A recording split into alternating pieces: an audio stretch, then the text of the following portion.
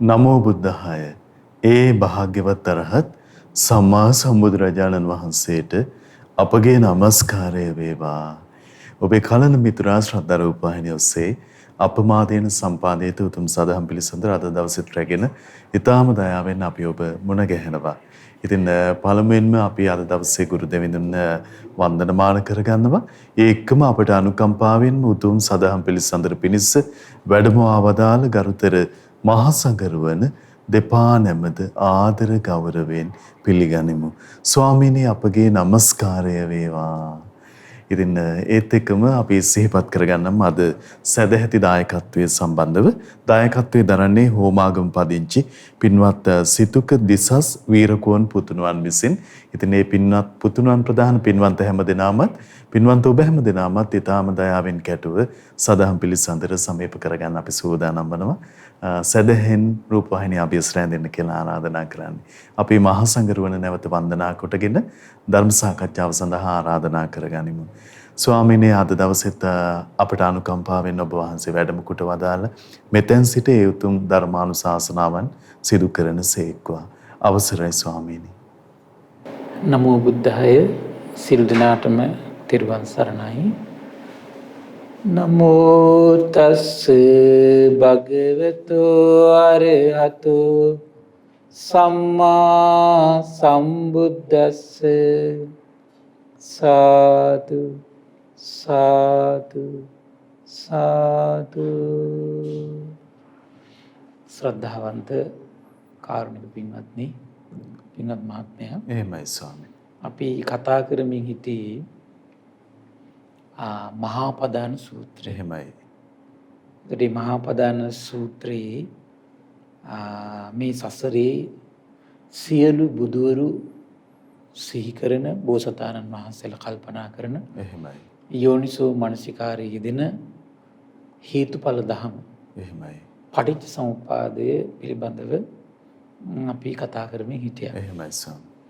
එතකොට අපි කතා කරද්දී විපස්සී බෝසතාණන් වහන්සේ ගෘහ ජීවිතයේ අතහැරලා 84000ක් ඒකාරංචි වෙලා එහෙමයි ස්වාමී. ඒ පිරිසත් බෝසතාණන් වහන්සේ මුල් කරගෙන එහෙමයි. ගෘහ ජීවිතය අතහැරිය. 84000. එහෙමයි ස්වාමී. අර මේ අසිරිමත් දෙයක් නේද? එහෙයි ස්වාමී. 84000ක් කියලා කියන්නේ. එහෙයි. එතකොට මේ පස්සේදී හරි ආශ්චර්යයි. මේ බෝසතාණන් වහන්සේලගේ උදාර ජීවිතේ මාත්‍යා. එහෙමයි. අද නම් ටිකක් අපි හිතමුකෝ සිවුරක් දාගෙන කිස් පාලා මිනිස්සු ටිකක් රැස් වෙනකොට පැවිදි ජීවිතේත් අමතකයිනේ සමහර අයට. එහෙමයි ස්වාමීනි. සමහර අයට ශ්‍රමණ ධර්මත් අමතකයි. ඊට පස්සේ තමන් පැවිදුනේ මොකේද කියලා අමතක වෙනවනේ. එහෙමයි. හරි පුදුමයි. මේ පිරිසක් ඉදිරියේ පුදුම විදිහට මුලා වෙලා විනාශ වෙනවා. එහෙමයි ස්වාමීනි. අනිත් මේ විපස්සී බෝසතාණන් වහන්සේ වගේම මේ කල්ප 91 ඇතුළත පහළ වී වදාළ බෝසතාණන් වහන්සේලා තාම කෙලෙස් සහිතයි. එහෙමයි. ඒ වගේම මන් සරණ ගිය ඒ භාග්‍යවත් අරහත් සම්බුදුරජාණන් වහන්සේ බෝසත් කාලෙදී අරමුණේ කිසි වෙනසක් නැහැ මහත්තයා. අරමුණේ කිසි වෙනසක් නැහැ. පිරිස රැස් වෙනවා. දිවාග තියෙන කෙළපිඩක් අතාරින්නේ යම්සේද 84000 පිරිස අතාරිනවා. මේ පිරිසත් එක්ක සැරිසරා යන එක මට සුදුසු නෑ. බෝසතාණන් වහන්සේ කල්පනා කරනවා. එහෙමයි. කොතරම් සුන්දරද නේ? එහෙයි ස්වාමීනි. උදාාර ජීවිතයක් කල්ප ගන්න පුරාපු මහෝත්තමයන් වහන්සේලගේ ස්වභාවයක. එහෙමයි. උදාාර දෙයටම හිත යනවා මිසක අර ලාමක දෙය හිත පිහිටන්නේ. එහෙමයි ස්වාමීනි. ආශ්චර්යයි. කාමයේ ඇතහැරපු කෙනාට ඊළඟට දුෂ්කර දෙයක් නේ අතාරින්න දෘෂ්ටි. ඒවත් අතහැරපු කෙනාට ඊළඟට අතාරින්න අමාරු දෙයක් තමයි දුෂ්කර දෙයක් තමයි මේ ලාභ සත්කාර කීර්ති ප්‍රශංසා කියලා කියන්නේ. බුදුරජාණන් දේශනා කළේ අම්ම නිසා බොරු කියන්නේ නැති කෙනා ලාභ සත්කාර නිසා බොරු කියනවා කියනවා. ස්වාමීනි හරි පුදුමයි හිත මේ සසරට මේවට බඳවලා තිබෙන විදිය මහත්තයා. එහෙමයි සර්. ඊළඟට විස්තර කරන දැන් ජනපද කල්යාණි කියලා කියන්නේ මහත්තයා ඒ කාලේ දැන් ඉන්දියාවේ අද ප්‍රසිද්ධ නළු නිළියෝ ඉන්නේ. එහෙමයි. ලංකාවට ආවම ලංකාවේ මිනිස්සු පිස්සු වට්ටන. එහෙමයි. මම්මාවත් දිගේ ඇවිදගෙන යන. එහෙයි. ඒ වගේ කෙනෙක් තමයි ජනපද කල්යාණි කියලා කියන්නේ. ජනපද කල්යාණ නිසාවත් බොරු කියන්නේ නැති අය ලාභ සත්කාර කීර්ති ප්‍රශංසා නිසා බොරු කියනවා කියනවා. ඊතරම් පින්වත් මහණනි ලාභ සත්කාර දරුණුයි කියනවා. ඊතරම් මේ ලාභ සත්කාර පවිතුයි කියනවා. එහෙමයි ස්වාමීනි. ඊතරම් මේ ලාභ සත්කාර කීර්ති ප්‍රශංසා අයහපත පිණිසමයි කියන පවතින්නේ. දුක පිණිසමයි කියන පවතින්නේ. එහෙමයි. එවන් දෙව් මිනිස් ලෝකයාට අතහරින්න දුෂ්කර ඒ ලාභ සත්කාර කීර්ති ප්‍රශංසා සම්බුදුරජාණන් වහන්සේලා අතහරිනවා. සම්බුදුරජාණන් වහන්සේ කියලා කියන නික්ලේශී කියමුකෝ. එහෙමයි. බෝසතාණන් වහන්සේලා අතහරිනවා. එහෙමයි ස්වාමීනි. මේ සම්බුද්ධ ශාසනය අසිරිය කොතරම් දෙයක් මහත්තයා. මේ සම්බුද්ධ ශාසනය උදාර ශ්‍රාවකයෝ අතහරිනවා. ලාභයට ඇලින්නේ. එහෙමයි ස්වාමීනි. කෙලෙහිගුණ තියෙනවා. එහෙයි. කීර්තියට ඇලින්නේ. එහෙමයි. කෙලෙහිගුණ තියෙනවා. එහෙයි. ප්‍රශංසාවට ඇලින්නේ. හරි ආශ්චර්යයි. ඇලින්නේ. ස්වාමීනි හරි මේ ඉක්මනින් අපිව මේ මුලා කරවන සුළු ප්‍රශංසාව ඒ වගේම කීර්තිය වගේ මේ ප්‍රශංසා කියන මහත්ය හොය හොයා යනවනේ. එහෙමයි. ප්‍රශංසා කියන දේ එහෙයි. හොය හොයා යනවා. මේක පුදුම දෙයක් ඒක. එහෙමයි. දැන් අපි ගොඩක් ඉන්න යම් කෙනෙක් එක ඉන්න ආස නම් අපි ගොඩක් ආසනේ සමහරට අපිට උදව් කරනවා කියමුකෝ. නමුත් අපේ ඇඟේ දෙවටි අපිට ප්‍රශංසා කරන්නේ නැහැ කියමුකෝ. එහෙමයි ස්වාමීනි. අපි කෙනෙක් උදව් කරන්නේ ඇඟේ දෙවටි ප්‍රශංසා කරනවා. අපි දෙන්නගෙන් ආස කාටද? ප්‍රශංසාවට දෙවටි ප්‍රශංසා කරනවා. එහෙමයි ස්වාමීනි. එහෙයි. ඊතරම් ලාභ සත්කාර දරන. ඊතරම් ඊතරම් මේ හිත නීචයි. නුවණ වහලා යන නුවණ වහනවා. එහෙමයි ස්වාමීනි. නුවණ වහනවා. එහෙමයි. ඊතරම් මේ ලාභ සත්කාර කීර්ති ප්‍රශංසා කින්දී දරුණු. එහෙමයි. භයානකයි. එහෙමයි ස්වාමීනි. ඒක නිකන් උපමා තියෙන විවිධ ලස්සන උපමා තියෙනවා. දිග ලොන් තියෙන එළුවෙක් කටුගාලකට ගියාට පස්සේ ඒක හැම තැනම ඇමිනෙනවා. කටුගාලකට ගියාම හැම පැත්තෙම ඇමිනෙනවනේ. ඇමිනිලා මොකද වෙන්නේ? අන්තිමට මාරාන්තික දුකටපත් වෙනවා කියලා. මරණයටපත් වෙනවා කියලා. ඒ ගොදුරකත් හොයාගෙන යන්න බෑ කටුගාලේ යනකොට. එහෙමයි ස්වාමීනි. ඒ වගේ තමයි කියන මේ ලාභ සත්කාර කීර්ති ප්‍රශංසා වලට කැමති හිතක් තියෙන කෙනා කොහේ ගියත් ඇමිනෙනවා. කොහේ ගියත් ඇමිනෙනවා. එහෙමයි. මේ ඒ කෙනා ගෘහ ජීවිතේ සාර්ථක කරගන්න යාට අපහසුයි. ඊළඟට යාට සේවාවක් කරන්න ආව හිතන්නකො දේශපාලනයේට ඒ උන්දලේ වෙන විනාශලා යනවා. එහෙමයි. සමහර දේශපාලඥයෝ ඉන්න මහත්තයා හරි උදාහර අරමුණෙන් ඉන්නේ. අවුරුද්ද දෙකයි උන්දල කොහෙද කියලා නෑ. අර උදාහර අරමුණේ මහත්තයා. එහෙමයි. ලාභ සත්කාර කී ප්‍රශංසාවට ආස කළා. මේ ශාසනයේ පැමිණෙන ශ්‍රාවකයෝ ඉන්නවා උදාහර අරමුණෙන්. අම්මා අතාරිනවා, තාත්තා අතාරිනවා, හිස කිස් ටික අතාරිනවා, ලස්සන වස්ත්‍ර අතාරිනවා, ධනය අතාරිනවා, බලය අතාරිනවා. අර සියලු දේ අතෑරලා මෙන්න මේ භද්‍ර යවුනේ තරුණයා අහෝ බණ ටිකක් කියාගෙන ලාභ සත්කාර ටිකක් උපදිනකොට අන්තිමට ශ්‍රමණ ධර්මත් නැහැ. එහෙමයි. කන පිට පෙරලා ගන්නවා. එහෙයි. කාමයට අතහැරලා, දෘෂ්ටිත් අතහැරලා මේ බලන්න කොච්චරද කියලා. මේ දෙව් මිනිස් ලෝකයාට අතහැරීමට දුෂ්කර කාමීත් අතාරිනවා. එහෙමයි. බ්‍රහ්මයන්ට පවා අතහරින දුෂ්කර දෘෂ්ටිත් අතාරිනවා. එහෙමයි ස්වාමීනි. ලාභය අතහැර ගන්න බෑ. එහෙමයි. කීර්තිය අතාරින්න බෑ. ප්‍රශංසා අතාරින්න බෑ. එහෙමයි ස්වාමීනි. බුදුරජාණන් දේශනා කළා ඒක හරියට හම සිදුරු කරගෙන, මස් සිදුරු කරගෙන, ඇට සිදුරු කරගෙන, ඇට මිදුළු සිදුරු කරගෙන කාවදින දෙයක් කියනවා ලාභ සත්කාර කීර්ති ප්‍රශංසා කියලා කියන්නේ. ඊතරම් දුෂ්කරයි. ඊතරම් දුෂ්කරයි. හරි පුදුම දෙයක් ඒක. එහෙමයි ස්වාමීනි. ශාසනය තනිකර විනාශ වෙන්නේ ක්‍රමී හරහා තමයි. ශාසනය. එහෙමයි. ඉතින් බලන්න අපේ විපස්සී බෝසතාණන් තාම බෝසත් මහත්තයා. භද්‍ර යවුනේ මේ තරුණයා. එහෙමයි. ගෘහ ජීවිතය අතහැරියා. අර 84000 පිරිස අතහරිනවනේ. එහෙමයි ස්වාමීනි. 84000 දැන් අතහරින කරුණාවක් නැතුව නෙමෙයි. මෛත්‍රියක් නැතුව නෙමෙයි. එහෙමයි. අනුකම්පාවක් නැතුව නෙමෙයි. හරි උදාරයි, ප්‍රඥාවන්තයි. බෝසතාණන් කල්පනා කරනවා මාතාම ඊතර වෙලා නැතිකොට මේ පිරිසක් හදාගෙන මේ පිරිසක් පස්සෙන් තියාගෙන ගියා කියලා උන්දලට වැඩකුත් නැහැ මට වැඩකුත් නැහැ. ඇත්තනේ නේද? එහෙයි ස්වාමීනි. ඉස්සෙල් උදාර තමන් ආපු අරමුණ මේ සාක්ෂාත් කරගන්න බෑ. එහෙමයි. උදාර අරමුණ සාක්ෂාත් කරගෙන ඊට පස්සේ ඒ අය වෙනුවෙන් කැප වෙන එක හරි. ඒක තමයි කරුණා මෛත්‍රිය. එහෙයි. තේරෙනව නේද? එහෙමයි. ඒ සංසාරේ බෝසතාණන් වහන්සේ ලෝණ තරම් උපකාර කරලා තියෙනවනේ මහත්තයා. එහෙමයි. දැන් ওই බුදු පිරිසට ওই 84000 පිටිපස්සෙන් ඉන හදන පිරිසට සසර පුරාවට කොච්චර අනුග්‍රහ කළා තියෙනවද? දැන් අපේ බෝසතාණන් වහන්සේගේ චරිතය අරගෙන බෝසත් කතා බලනකොට තේරෙනවනේ මහත්තයා. එහෙමයි ස්වාමීනි. එතකොට තාම උපකාර කළ නැති කොටසකට තියෙන්නේ මේ සසර දුකින් ඈතර වෙන්න උපකාරයක් කරපු නැති එකනේ. එහෙමයි. එහෙනම් අපිට තේරෙනවා අපි මේ ලෝකයට විවිධ අයුරින් මහත්ය අනුග්‍රහණම් කරලා තියෙනවා. මේ ලෝකේ අම්මා නොවිච්ච කෙනෙක් නැහැ කියනවා. එහෙනම් මව්පිය උපස්ථාන විදිහට අපි කරලා ඇති මේ ලෝකයට. දරුවෝ නොවෙච්ච අය නැති ඇති කියනවා. එහෙනම් දරුවෝ වෙලා ඉඳගෙන මේ ලෝකෙට අපි අනුග්‍රහ කරලා තියෙනවා. එහෙමයි. මේ සහෝදර සහෝදරියෝ නොවෙච්ච අය නැහැ කියනවා. එහෙනම් සහෝදර සහෝදරියෝ වෙලා ඉඳගෙන අපි ඒයට අනුග්‍රහ කරලා තියෙනවා. එහෙමයි. එහෙනම් මේ සමහරවල් මේ සංසාරේ සම්පූර්ණ බලනකොට මේ මහ පොළොව සම්පූර්ණ මිලදී අරගෙන දරුවන්ට දෙමව්පියන්ට ඥාතීන්ට අනුග්‍රහ කරලා ඇති.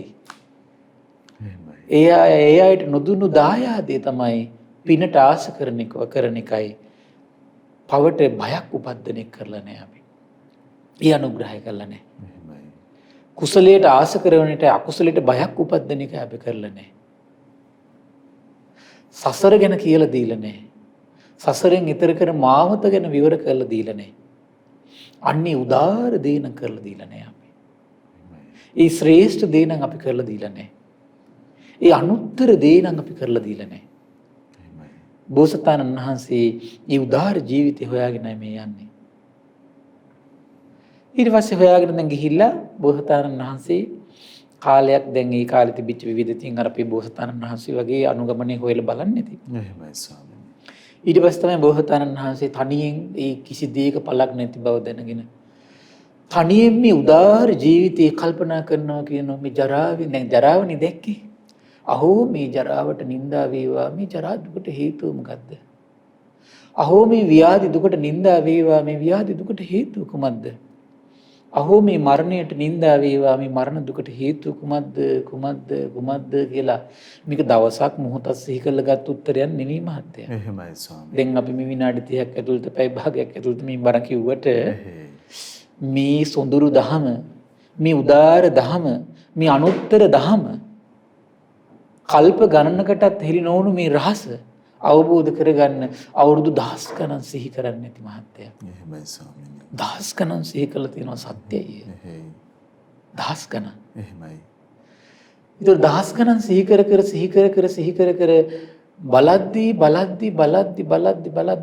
බලද්දී අන්තිමට එකම උත්තරයකට එන්න පටන් ගත්තා. කොහොමද?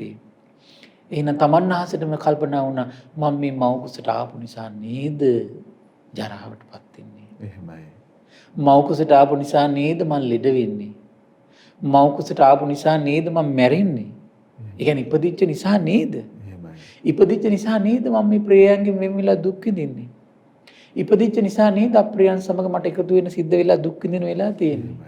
ඉපදිච්ච නිසා නේද මේ සමාජීය ප්‍රශ්න, ආර්ථික ප්‍රශ්න, දැන් දේශපාලනික ප්‍රශ්න මේ විවිධ අර්බුදයන්ට මම මේ මැදිහත් වෙලා තියෙන ඉපදිච්ච නිසා නේද? එහෙමයි.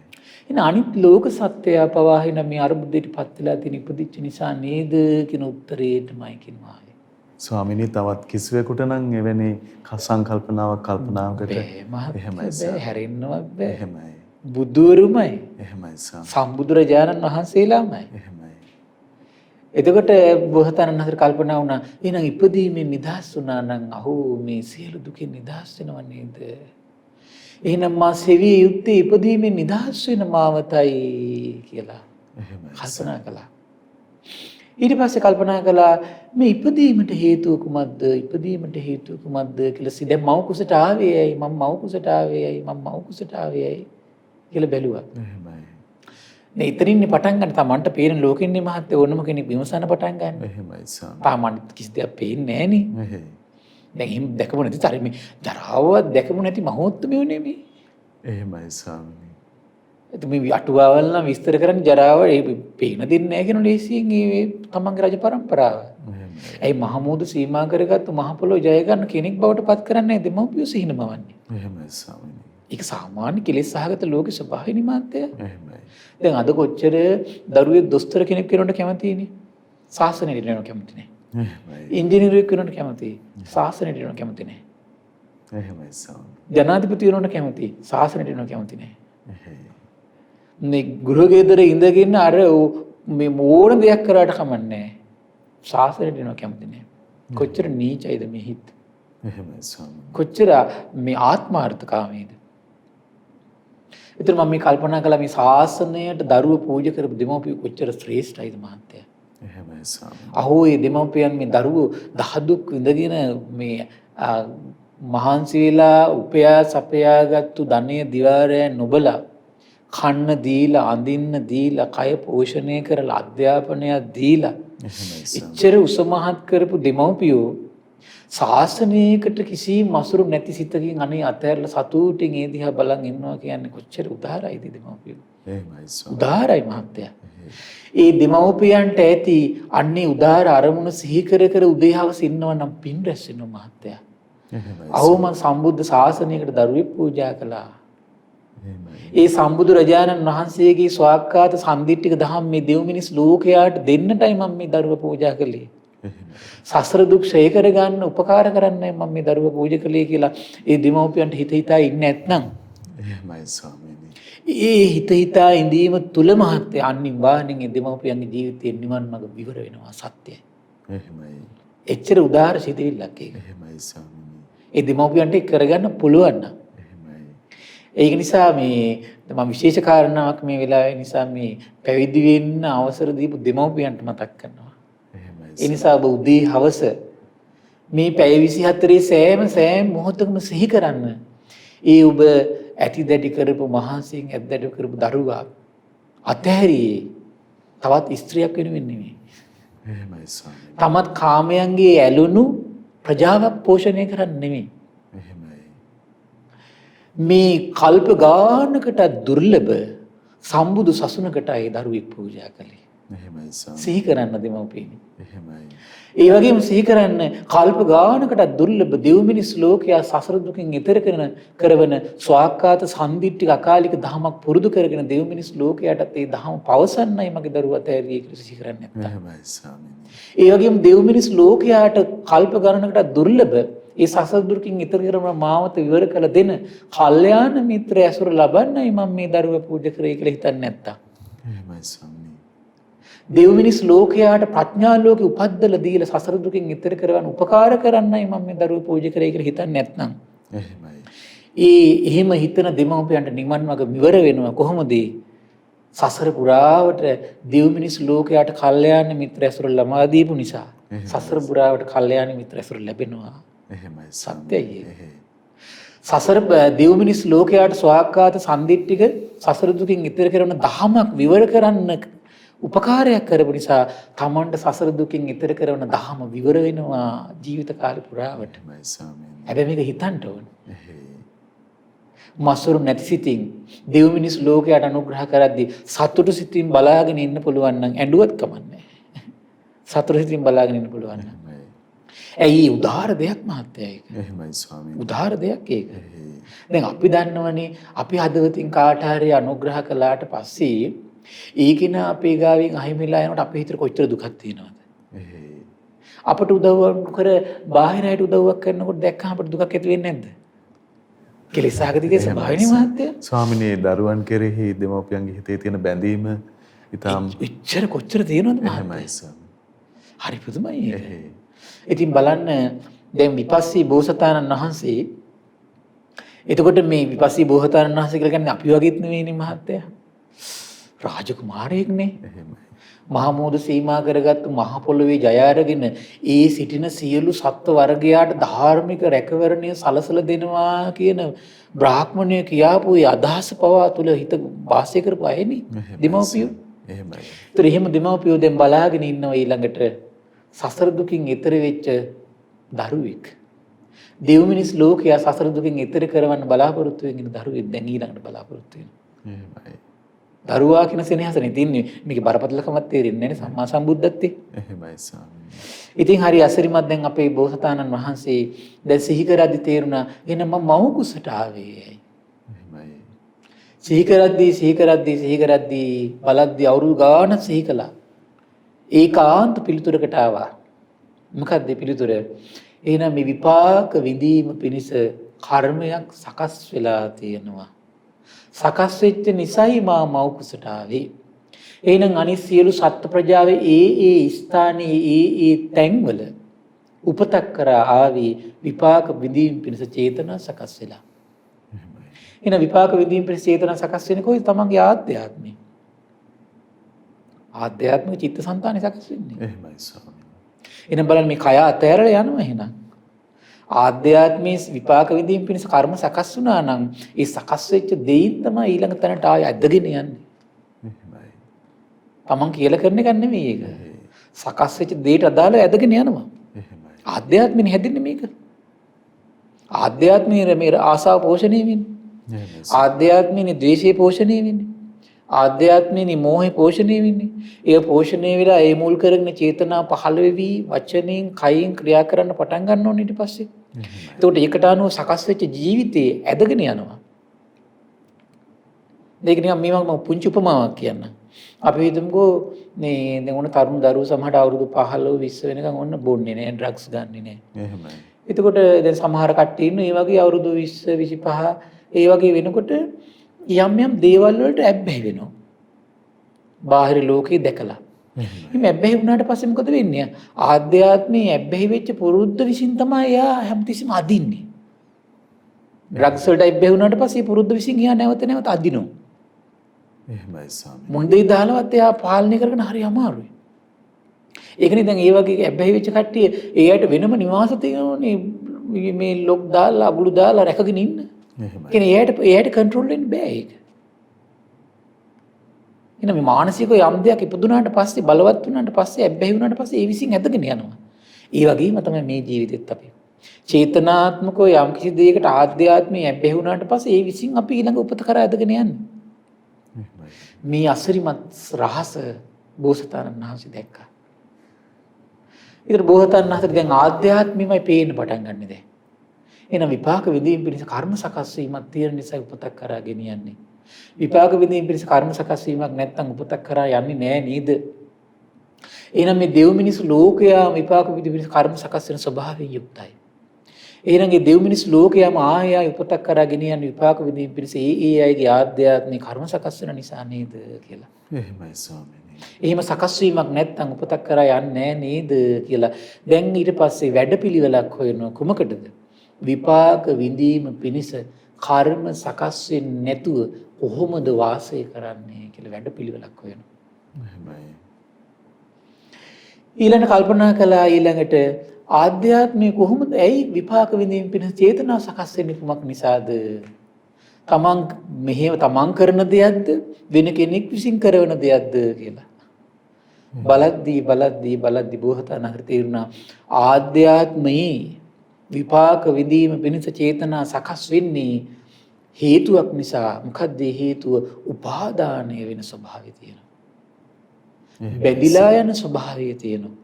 ග්‍රහණය වෙලා යන ස්වභාවයක් ආධ්‍යාත්මයේ වගේ දුර්වලතාවයක් තියෙනවා. ඒ දුර්වලතාවයේ විසින් තමයි විපාක විඳීම පිණිස කර්ම සකස් වෙන්නේ කියලා. භවය. එහෙනම් භවයේ සකස් වෙනවා කුමක් නිසාද? ඒතර විපාක විඳීම පිණිස කර්ම සකස් වීම කියන්නේ භවය. ඒතර භවයේ සකස් වෙන්නේ කුමක් නිසාද? ආධ්‍යාත්මයේ සිදුන උපාදාන නිසා. ඒතර ආධ්‍යාත්මේ නම් උපාදානයක් ඇති කල්ලි භවයේ සකස් වෙන උපාදානයක් නැත්තම් භවයේ සකස් වීමක් නැහැ. එහෙමයි ස්වාමීනි. එහෙනම් මේ උපාදානය දුරු වෙන විදියට මම කොහොමද වාසය කරන්නේ කියලා දැන් සිහි කරනවා. ඊළඟ කල්පනා කළා එහෙනම් මේ ආධ්‍යාත්මික උපාදාන වෙන්නේ ඇයි කියලා. එහෙමයි. උපාදාන වෙන්නේ ඇයි කියලා බලද්දී තේරුණා ආධ්‍යාත්මික උපාදානයේ වෙච්ච හේතුවක් තියෙන කුමක්ද? අන්න අල්ලගත්ත තෘෂ්ණාව නම් වූ ස්වභාවයක් තියෙනවා. එහෙමයි. යන තැන සතුටින් පිළිගන්න ස්වභාවයක් තියෙනවා.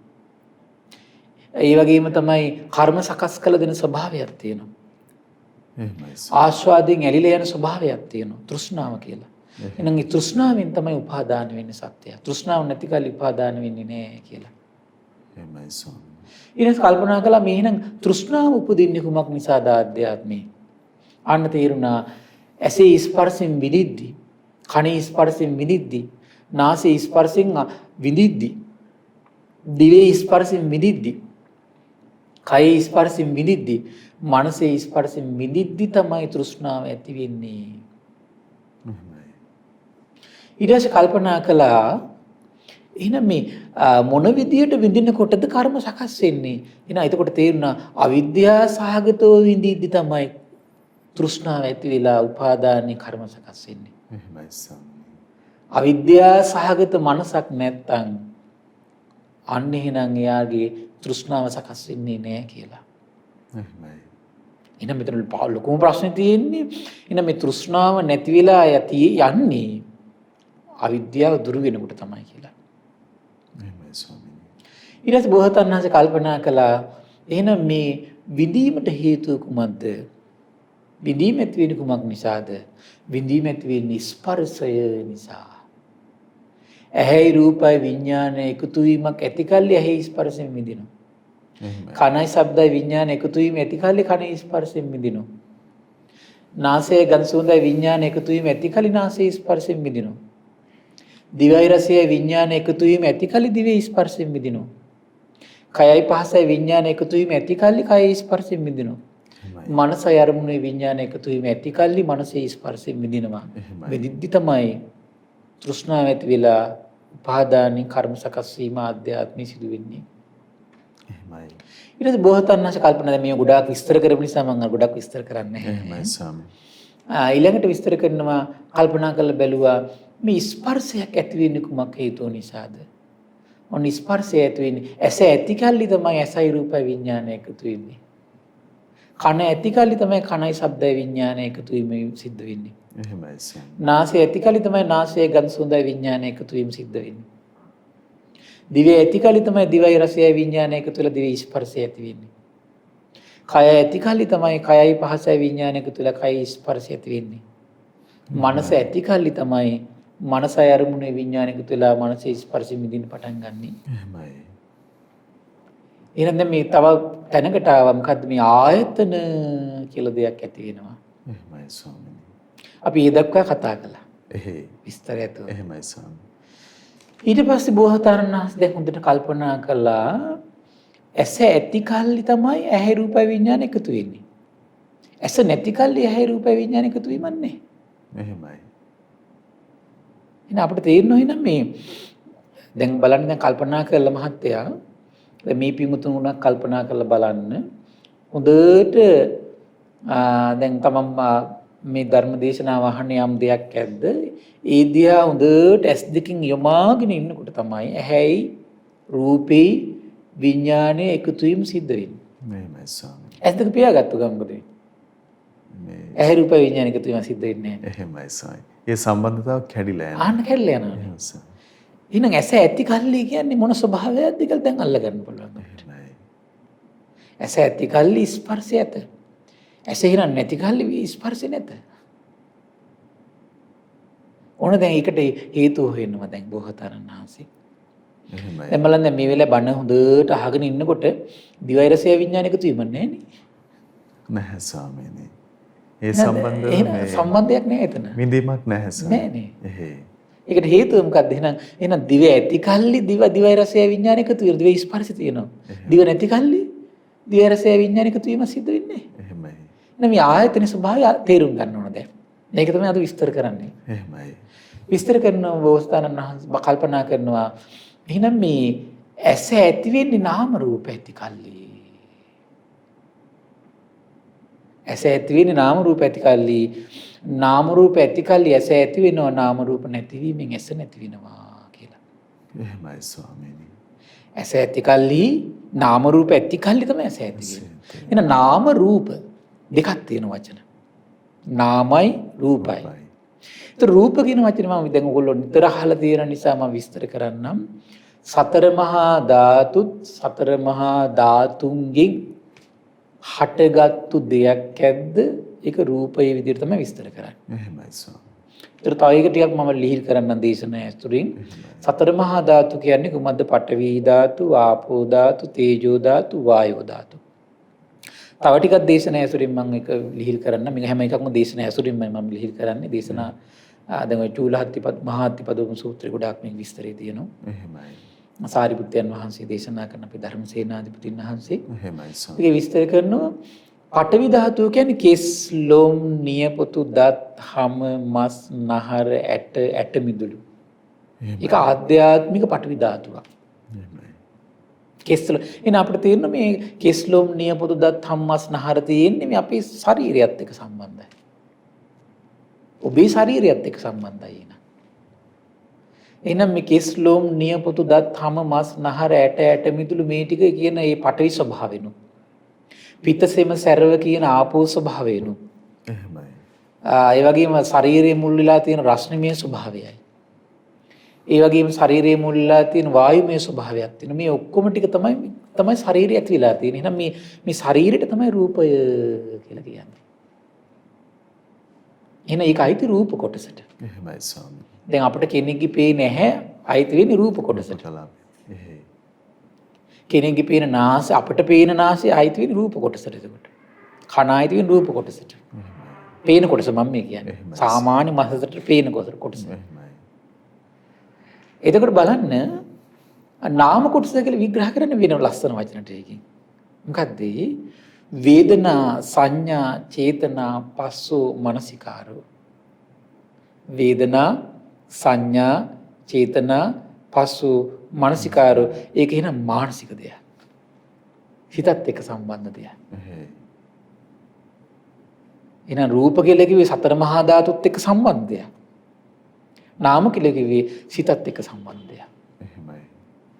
එහෙනම් මේ දෙක එකතු වීමක් එන්න ඕන.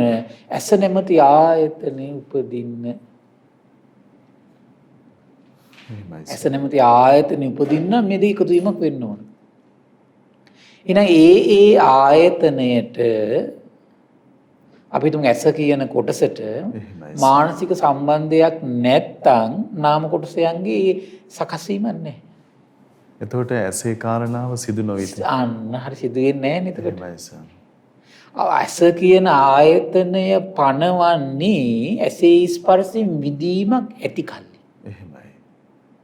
රූප හඳුනා ගැනීමක් තියෙනවා නම් ඇස නැමැති ආයතනෙ පනවන්න පුළුවන්. රූප පිළිබඳ යම් චේතනාවක් උපදින මොහොතක් නම් ඇස නැමැති ආයතනෙ පැනවිලා තියෙන්නේ. එහෙමයි. ඇහැයි රූපයි විඥාන එකතු වීම සිදු වෙලා නම් තියෙන්නේ මේ මොහොතේ ඇස නැමැති ආයතනෙ උපදිලා තියෙන්නේ. එහෙමයි.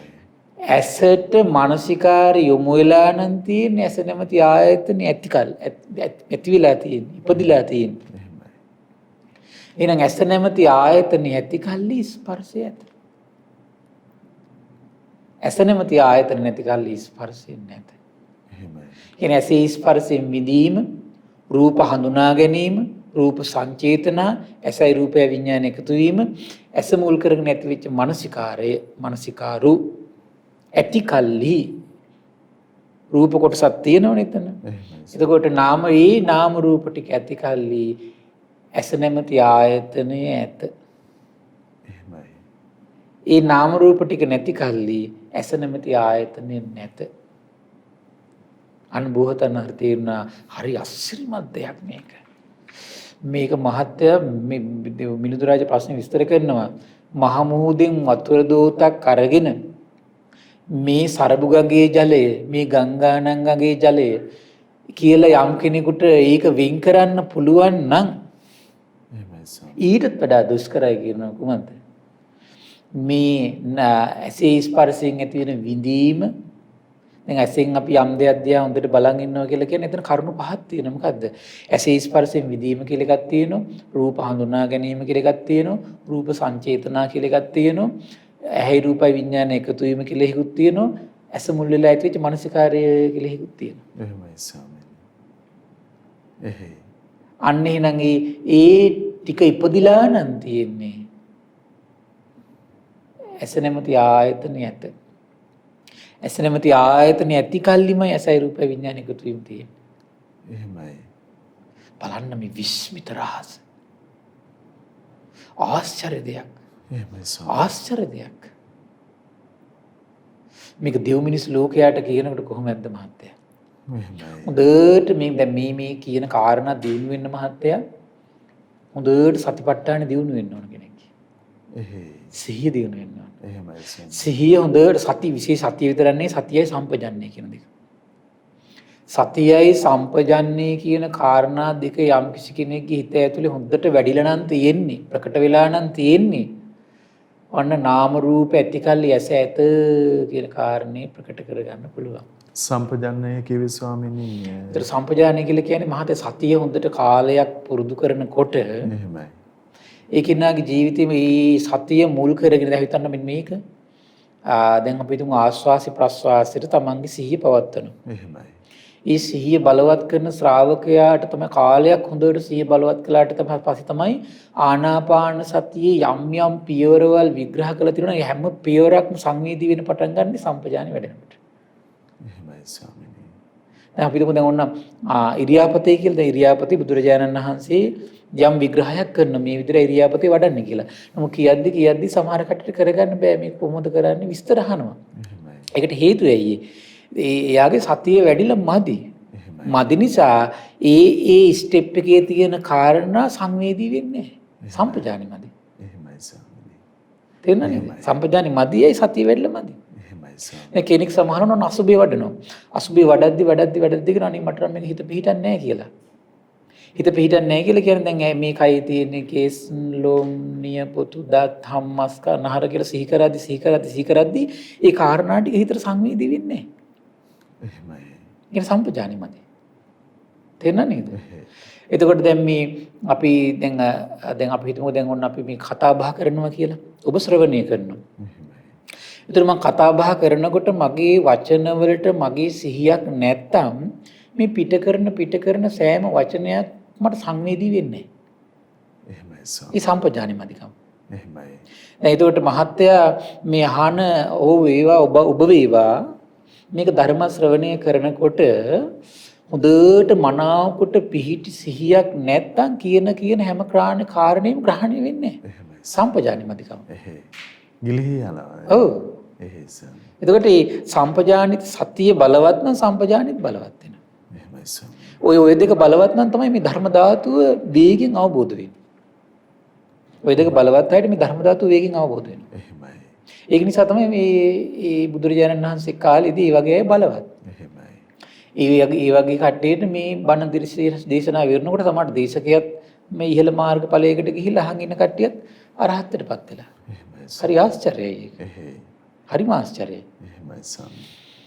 එතකොට මේ සති සම්පජන්ණය බලවත් වෙනකොට තමයි මේ නාම රූප ඇතිකල්ලි ආයතන මේ ඇස නැමැති ආයතන ඇති වෙන බව නාම රූප නැතිවීමෙන් ඇස නැමැති ආයතන නැති වෙන බව එහෙමයි. ධර්මතාවය ප්‍රකට වෙන්නේ. එතකන් අපිට තියෙන්නේ යෝනිසෝ මනසිකාරය බලවත් කරන්න. මොකද යෝනිසෝ මනසිකාරය ඇස නාම රූප ඇතිකල්ලි ඇස ඇත. නාම රූප උපදිනකොට ඇස උපදී. එහෙමයි. නාම රූප නැතිවීමෙන් ඇස නැති වේ. නාම රූප නිරුද්ධ වීමෙන් ඇස නිරුද්ධ වේ. වෙන වෙනම කල්පනා කරන්න පුළුවන්. එහෙමයි. කන නාම රූප ඇතිකල්ලි කන නැමැති ආයතනය ඇත. නාම රූප උපදිද්දි කන නැමැති ආයතන උපදී. නාම රූප නැතිවීමෙන් කන නැමැති ආයතන නැති වේ. නාම රූප නිරුද්ධ වීමෙන් කන නැමැති ආයතන නිරුද්ධ වේ කියලා වෙන වෙනම සිහි කරන්න පුළුවන්. එහෙමයි. ඔය වගේ ආයතන 6ටම සිහි කරන්න පුළුවන්. තව ඔක විස්තර වශයෙන් සිහි කරන්න පුළුවන්. ඇසේ ස්පර්ශයෙන් විදීම, රූප හඳුනා ගැනීම, රූප සංචේතන, ඇසයි රූපයි විඥාන එකතු වීම, ඇස මුල් වෙලා ඇතිවෙච්ච මානසිකාරය සතර මහා ධාතුත් ඇති කල්ලි ඇස නැමැති ආයතනය ඇත. එහෙමයි ස්වාමීනි. ඒ ටික නැති කල්ලි ඇස නැමැති ආයතන නැත. ඒ ටික නැතිවීමෙන් ඇස නැමැති ආයතන නැති වී ඒ ටික නිරුද්ධ වුණොත් ඇස නැමැති ආයතන නිරුද්ධ වේ කියලා කඩල විග්‍රහ කරලා විස්තර කරන මේ සිහි කරන්න බලව. එහෙමයි. ඒතර බලන්න හරි ආශ්චර්ය දෙයක් මේක. එහෙමයි ස්වාමීනි. මම දවසක් ලැබේව යෝනිසෝ මනසකාරය කියලා කිව්වේ ධර්මානුකූලව ධර්මයට ධර්ම භාග්‍යතුන් වහන්සේ දේශනා කළ අයුරින්ම සිහි කිරීම. එහෙමයි සර්. දැන් ගොඩාක් බලන්න සංයුත්තනිකයි දේශනාවල විස්තර කරනවා පටිච්චසමුප්පාදේ පින්වත් මහන්නේ මේක මේ විදිහට විමසන්න කියනවා. එහෙමයි ස්වාමීනි. එහෙනම් අපි අමිතු දෙයක් නැහැ. බුද්ධ දේශනාවල විග්‍රහ කරලා තියෙන විදිහට විස්තර කරනවා. ආයත මේ නාම රූප ඇති කල්ලි ආයතනේ ඇත. නාම රූප උපදිනකොට ආයතන උපදී. නාම රූප නැතිවීමෙන් ආයතන නැති වේ. නාම රූප නිරුද්ධ වීමෙන් ආයතන නිරුද්ධ වේ කියලා මේක හරි ලස්සනට පංචබයිබේර සූත්‍රයේ ආර්ය න්‍යායක් විදිහට හතර ආකාරයකින් විස්තර කරනවා. එහෙමයි ස්වාමීනි. ඒතර ওই ධර්මතාවයේ සිහි කර කර හිටියත් ප්‍රඥාවන්ත කෙනෙකුට හොඳටම ප්‍රමාණවත්. එහෙමයි ස්වාමීනි. දැන් ප්‍රඥාව අඩු වුණාම අපිට සංවේදී වෙනව අඩුයිනේ. එහෙමයි. ඒතකොට ඒ නිසා තමයි මම තව විස්තරයක් කිව්වේ. නාම රූප ඇති කල්ලි ඇස නැමැති ආයතනය ඇත. තමන් එක එක ආයතනෙට තමන්ට ගලපන්න පුළුවන්. එහෙමයි. නාම රූප උපදිනකොට ඇස නැමැති ආයතන උපදී. නාම රූප නැති කල්ලි ඇස නැමැති ආයතන නැති වේ. නාම රූප නිරුද්ධ වීමෙන් ඇස නැමැති ආයතන නිරුද්ධ වේ කියලා තමන්ගේ ඇස නැමැති ආයතනෙට සිහිය පවත්වාගෙන සිහි කරන්න පුළුවන්. එහෙමයි ස්වාමීනි. ඒක තව පරියාය. තව ලිහිල් කරන්න පුළුවන් ධර්මයට අනුව. ඒතර නාම රූප කියන කාරණේ තව බෙදනවා දැන් ඇස මුල් වෙලා නම්. එහෙමයි. ඇසේ ස්පර්ශයෙන් විදීම, රූප හඳුනා ගැනීම, රූප සංචේතන, ඇසයි රූපයි විඥාන එකතු වීම, ඇස මුල් වෙලා ඇති වෙන මානසිකාරයත් සතර මහා ධාතු ටිකත් ඇති කල්ලි ඇස නැමැති ආයතනය ඇත. එහෙමයි ස්වාමීනි. ඒ ටික ආයෙ විසිහි කළ හිතනවල ඒ ටික නැති උපදිද්දී ඇස නැමැති ආයතන උපදී. ඒ ටික නැතිවීමෙන් ඇස නැමැති ආයතන නැති වේ. ඒ ටික නිරුද්ධ වීමෙන් ඇස නැමැති ආයතන නිරුද්ධ වේ කියලා ආයතන 6ටම ඔය විදිහට ගලපන්න පුළුවන්. එහෙමයි ස්වාමීනි. ඒතර ඒක තම තමන් දක්ෂ වෙන තම තමන්ට කොයි ආකාරයෙන්ද පහසු කියලා. එහෙමයි. ඔය හැම දෙයක්ම ධර්මානුකූලයි. එහෙමයි. ධර්මානුකූල හැම එකක්ම. ඒතර දැන් අවිජ්ජා සූත්‍රය කෙලින් පැහැදිලි කරනවා මහත්තයා ඔය විදිහට මානසිකාර්ය කරන ශ්‍රාවකයාට සති සම්පජාන්‍ය උපදිනවා කියනවා. එහෙමයි ස්වාමීනි. අවිජ්ජා සූත්‍රය කෙලින්ම තියෙනවා. එහෙයි. භාග්‍යතුන් වහන්සේ දකින්නේ. එහෙයි. භාග්‍යතුන් වහන්සේ මග දැක්කේ. එහෙමයි ස්වාමීනි. එතකොට දැන් කෙනෙක් පටිච්චසමුප්පාදේ සිහි කරන්න පුරුදු වෙච්ච කෙනෙකුටයි මම මේ අනුග්‍රහය කරන්නේ මේ වෙලාවේ. එහෙමයි. එතකොට පංච උපාදානස්කන්ධ සිහි කරන්න පුරුදු වෙච්ච කෙනෙකුටම ඉතින් අපිට ඒක අනාගතේ පංච උපාදානස්කන්ධ මුල්ලා දේශනාවක් කරන්න අපි අවස්ථාවක් ලැබුණත් අපිට දේශනානුසාරයෙන් කියලා දෙන්න පුළුවන්. ඒතර අද ගොඩාක් කට්ටිය මේක පොඩ්ඩක් විමසලා අතහැරලා දානවා. අතහැරලා දාලා හිතනවා මේක වැඩක් නෑ මේක මොකද ඒකට හේතුව මහත්තයා සති සම්පජන්ණය කියන කාරණේ වැඩෙනකන් ඔය කොයි විදියට කොච්චර සිහි කළත් ඒක ඒ විදියට ප්‍රත්‍යක්ෂව Tamanට වැටහීමක් ඇති වෙන්නේ නෑ. වැටහීමක් ඇති වුනේ නැතිවට පස්සේ හිතනවා මේක වැරදි කියලා. එහෙමයි. ධර්මී වැරද්දක් නෙවෙයි තියෙන්නේ. සිහි කළා තියෙන එකේ අඩුවීමේ අර වැරද්දක් තියෙනවා. බොහෝ කොට බහුල කොට ඒ මහත්තයා දේශනාවල කෙලින්ම තියෙනවනේ මේක යානි කතා, වත්තු කතා, පරිචිතා, සුසමාරද්දා. එහෙයි. ඒ කියන්නේ යානි කතා කියලා කියන්නේ මේක යානාවක් විදියටම යානාවක් කියන මහත්ය පිටලා ඉන්න පුළුවන් එකක් නේ. එහෙමයි ස්වාමීනි. කියන්නේ ඒක හොඳට සිහි කරන්න හොඳට පුරුදු වෙච්ච කෙනාට ඒක නිකන් ඒකේ මත ඉන්න පුළුවන්. අනිත් ඔක්කොම අතහැරලා දාලා ඒ මත ඉන්නවා. දැන් අපි වාහනයකට නැග්ගහම ඒ මතනේ ඔක්කොම පහසුව තියෙන්නේ. එහෙමයි. පයින් යන කෙනෙකුට දාඩිය දාගෙන ගිනි ගහනවාගේ පයින් යන කෙනාට වාහනයක් නගිනවා. වාහනයකට නැග්ගට පස්සේ මොකද වෙන්නේ? ඒ පහසුව ඔක්කොම තියෙන්නේ වාහනේ ඉන්න තාක් කල් එයාට. එහෙමයි ස්වාමීනි. ඒ වගේ තමයි ඒක එයාට පහසුවෙන් මේ විමර්ශාව තුළ එයාට පහසුවෙන් ඉන්න පුළුවන්කම තියෙනවා. එහෙමයි ස්වාමීනි. එහෙම මේ ධර්මයේ සිහි කර කර කාලයක් යනකොට එතෙන්ටපත් වෙනවා. එතකන් ඉතින් එයාට තියෙන්න ඕන ශ්‍රද්ධාව. එහෙමයි ස්වාමීනි. ශ්‍රද්ධාව කියන්නේ ඒකනේ මහත්තයා. එයාට තේරෙන්න ඕන තෙරුවන් ගැන පහදීම තියෙනවා. නෑ මේක සත්‍යයක් මේක භාග්‍යතුන් දේශනා කළා. එහෙමයි. මේක මෙසේමයි වෙන්නේ වෙන අයුරුකින් වෙන්නේ නෑ කියන ශ්‍රද්ධාව තියෙන්න ඕන. සද්ධානුසාරී කියන විස්තර කරන්නේ එහෙමනේ මහත්තයා. ස්වාමීනි බොහෝ වෙලාවට අපිට තියෙන හදිස්සියක් අර ප්‍රත්‍යක්ෂ කොට වැටහීම ඇති කරගන්න මේ අන්න ඒකනේ ශ්‍රද්ධාව. මේක මහත්තයාර අපි මේ මහන්සියෙන්ගෙන කල්ලිටියක් හොයාගෙන මහ පොළොව සල්ලි දීලා අරගෙන ගෙයක් හදාගත්ත වගේ දෙයක් නෙමෙයි මේක. එහෙමයි ස්වාමීනි. ඒක මහත්තයා මේ හැම ජීවිතයකම කරපෙන්නේ අපි. එහෙමයි. මේක මහත්තයා කල්ප ගණන් නොකරපෙන්නේ අපි. එහෙමයි. එහෙනම් මේ විදියට අපි හැම ආයතනයකටම ගලප සිහි කරන්න ඕන. අනේ විපස්සී බෝසතාණන් වහන්සේ මේ උත්තම අවබෝධය ඇති කරගත්තා. එහෙමයි. ඇති කරගත්තා. දා පළවල රුක් සේවනේදී සමහර ඊට පෙරත් මේ සිහි කරන්නේ නැති. එහෙමයි. එතකොට මේක සිහි කර වාසය කළා විපස්සී බෝසතාණන් වහන්සේ නිෂ්ඨාවටපත් වුණා. අපිට දැන් මේ හැම එකිනෙකට විග්‍රහ කරන්න විදියක් නැහැ හැම ආයතනෙටම. එහෙමයි. එතකොට නාම රූප ඇති කල්ලි ආයතනය ඇත. ඊට පස්සේ නාම රූප ඇති කල්ලි ඇස නැමැති ආයතනය ඇත. නාම රූප නැතිවීමෙන් ඇස නැමැති ආයතන නැතිවීම. එහෙමයි. නාම රූප ඇති කල්ලි කර්ණ නැමැති ආයතනය ඇත. නාම රූප නැතිවීමෙන් කර්ණ නැමැති ආයතන නැතිවීම. නාම රූප ඇති කල්ලි නාසය නැමැති ආයතන උපදිනෝ. නාම රූප නැතිවීමෙන් නාසය නැමැති ආයතන නිරුද්ධ වෙලා යනවා. කියලා බෝසතාණන් වහන්සේ පරිපූර්ණ වශයෙන් ප්‍රත්‍යක්ෂ වුණා. එතන කොතරම් විශ්මිතයිද මහත්තයා. දැන් මේ ධර්මතාවයේ දකින්නකොට ලෝක සත්‍යයගෙන බෝසත් කාලේ කොතරම් කරුණාවක් උපදින්නේ නැද්ද? අහෝ මේ ලෝක සත්‍යය මේ හටගන්න නාම රූපයන්ගෙන් හටගන්න මේ ආයතනයකට අහු වෙලා නේද මේ සත්‍යය මේ සසර ගමනට බැඳිලා ඇලිලා ගැනිලා මේ අහු වෙලා ඉන්නේ කියලා ශාස්ත්‍රුන් වහන්සේ ප්‍රඥාවෙන් වැටහෙනකොට දෙව් මිනිස් ලෝකයාට දෙන්න මහන්සි ගන්නෙ ඒ අවබෝධෙම නේද? එහෙමයි ස්වාමීනි. තථාගතයන් වහන්සේ ලියාගත්තු තැන දන්නවනම් දකින්නවනම් දෙව් මිනිස් ලෝකයාත් එතකොට ගන්නේ කොතෙන්ද? එතෙන්ටනේ මහත්තයා. එහෙමයි. මේව තමයි සිංහනාද. මේවට කියන්නේ සිංහනාද තථාගතවරුන්ගේ සිංහනාද. එහෙමයි. දැන් අපි එහෙම සිංහනාදයක් කළා කියලා කල්යාණ මිත්‍රයෙක් විදිහට අපි කරන්නේ ඔබට ඉස්මතු කළ දෙන එක විතරයි නැවත. එහෙමයි ස්වාමී. ඉතින් ඒ නිසා මේ උත්තම අවබෝධය අපි සරණ ගිය භාග්‍යවත් අරහත් සම්බුදුරජාණන් වහන්සේ අවබෝධ කරගත්තා. එහෙමයි. සියලු බුදුවරු මේ ධර්මතාවයමයි අවබෝධ කරගෙන දෙව් මිනිස් ලෝකයා සසර දුකින් ඈතර කරවන්නේ. මේ උත්තම අවබෝධය ඇති කරගෙන. ඉතින් ඒ නිසා මේ පින්වත් සියලු දෙනාටම අවබෝධයේ මේ භාග්‍යවත් අරහත් සම්බුදුරජාණන් වහන්සේ සරණ කරගන්නට ශ්‍රාවක සංගරුවන සරණ කරගන්නට ඒ උතුම් දහම් සරණ කරගන්නට මේ පුණ්‍ය මහිමයත් හේතු වාසනා වේවා. සාදු සාදු සාදු. ඉතින් අසිරිමත් සම්බුදු සිතක විස්මිත ප්‍රඥාව පිළිබඳව සිත පහදවන උත්තම ධර්මයේ භාග්‍යවතුන් වහන්සේ වදාළ උත්තම ධර්මයේ අපට අනුකම්පාවෙන්ම අපගේ පින්වත් ස්වාමීන් වහන්සේ අද දවසෙත් පෙන්වා වදාලා අප හැමදෙනාම ගරුතර මහ සංඝරුවන ආදර ගෞරවයෙන් වන්දනමාන කරගනිමු. ස්වාමීනි අපගේ নমස්කාරය වේවා. ස්වාමීනි අපට අනුකම්පාවෙන් පුණ්‍ය අනුමෝදනාවත් සිදු කරන සේක්වා. අවසරයි ස්වාමීනි. පින්වත්නි අද දවසේ මේ අපමාදීන සම්පාදීත කියන උතුම් ධර්ම දේශනා මාලාවට අනුග්‍රහ දරන්නේ ඕමාගම පදිංචි පින්වත් සිතුක දිසස් වීරකෝන් පින්වර පුතුණුවන් විසින් සතුටු වෙන්න දෙව් මිනිස් ලෝකයාටම කල්ප ගණනකට දුර්ලභ මේ උත්තම වූ සදාම් නිදානය දෙව් මිනිස් ලෝකයාට විවර කරනවා කියන්නේ සසර පුරාවට ඔබේ ජීවිතයේ උත්තම ලාභය හිමි කර දෙන්න, කල්යාණ මිත්‍ර ඇසුර හිමි කර දෙන්න.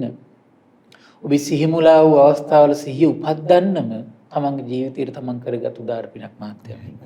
ඉතින් මේ රැස් කළ සියලු පුණ්‍ය ධර්මයන් මේ පින් උතුම් බලාපොරොත්තු වෙන දෙවියන්ට, කල්යාණ මිත්‍ර ගුරු දෙවියන් වහන්සේට මේ පරලෝකීය ඥාතීන්ට අනුමෝදන් කරන. ඉතින් මේ රැස් කළ සියලු පුණ්‍ය ධර්මයන් සක් දෙවිඳුන්, සතරවරන් රජදරුවන්, සෙම්පත් දෙවිවරු, ඉෂ්ඨකාමී දෙවිවරු, ප්‍රදේශ භාර පළාත් භාර දෙවිවරු, ලෝකපාලක දෙවිවරු, ගෞතම බුද්ධ ශාසන හිත කැම සියලු දෙවිවරුන්ට අනුමෝදන් වේවා.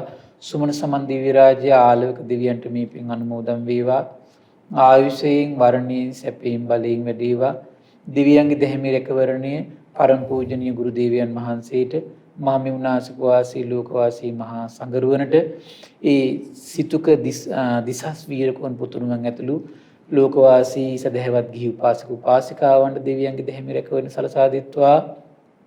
දෙවියෝද මේ උතුම් දහමින් සැනසීම ලබත්වා කියලා සාදු කියලා පින් අනුමෝදන් කරන්න. ඒ වගේම රැස් කළ සියලු පුණ්‍ය ධර්මයන් පරම පූජනීය මේ දහම් මඟ විවර කරලා දීලා අපේ නැනස පෑදූ පින්බර ගුරු දේවයන් වහන්සේට, මහමෙවුනාසක වාසී ලෝකවාසී මහා සංඝරුවනට, අනගාരികා මෑණිවරුන්ට, පැවිදි අපේක්ෂක දරුවන්ට මේ පින් අනුමෝදන් වේවා. නිදුක් වේවා, නිරෝගී වේවා, සුවපත් වේවා. දෙව් මිනිස් ලෝකයාට බොහෝ කල් යහපත කරන්නට තුනුරුවනේ අනන්ත ආශිර්වාද සැලසේවා. දෙවියන්ගේ ධාර්මික රැකවරණ සැලසේවා. ධර්මය අවබෝධ කරගන්න වාසනාව උදා වේවා කියලා සාදු කියලා පින් අනුමෝදන් කරන්න. ඒ වගේම රැස් කළ සියලු පුණ්‍ය ධර්මයන් ඒ මිය පරදායකත්වයේ දරූ සියලු දෙනා නමින්, උපකාර කළ සියලු දෙනා නමින්, පවුල්වල සියලු දෙනා නමින් මිය පරලෝකීය ඥාතීන්ට පරලොව සැපේ පිණිස මේ පින් හේතු වාසනා වේවා කියලා සාදු කියලා පින් අනුමෝදන් කරන්න. ඒ වගේම රැස් කළ සියලු පුණ්‍ය ධර්මයන් සිතුක දිසස් වීරකෝන් පුතුණුවන්ට, නියුට්‍රා ෆුඩ් ආයතනයේ සියලුම සේවක පිරිසට මේ පින් අනුමෝදන් කරන්න බලාපොරොත්තු වෙනවා. ඒ පවුල්වල සියලු ඥාතීන්ට, දෙමාපියන්ට මේ පින් අනුමෝදන් වේවා.